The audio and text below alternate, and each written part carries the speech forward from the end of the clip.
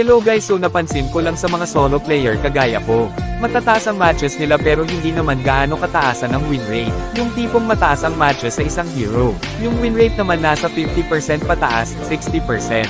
Yung iba nga nasa 40% pa. Which is nakakahiya lang kasi madalas sila yung madi-discriminate. Pero sila yung literal na sinasaluduhan ko. Ito na lang ang isipin nyo sa isang solo player. Para kang isang sundalo na pupunta sa isang gyera na hindi mo alam kung mananalo pa. Yun yung player na mas pipiliin gamitin ang main hero nila para lang buhatin ang mga dark system. Minsan natatalo pa kaya hindi mo na maisip na pahalagahan pa ang win rate mo.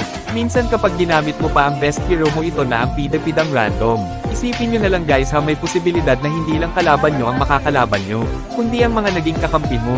Paano ko nasabi guys? Kasi kung sino pa yung magiging kakampi mo sila pa yung manghuhulog sa'yo. Kaya sa mga feeling gods dyan guys na kung makapaglait sa mga solo player ay wagas. Sana subukan nyo muna mag-solo, hindi yung puro asa kayo sa kakampi nyo na babuhat sa inyo. Pero sige, sabihin na natin kayo na ang malakas, kayo na ang palo, at kayo na ang matataas ang win rate.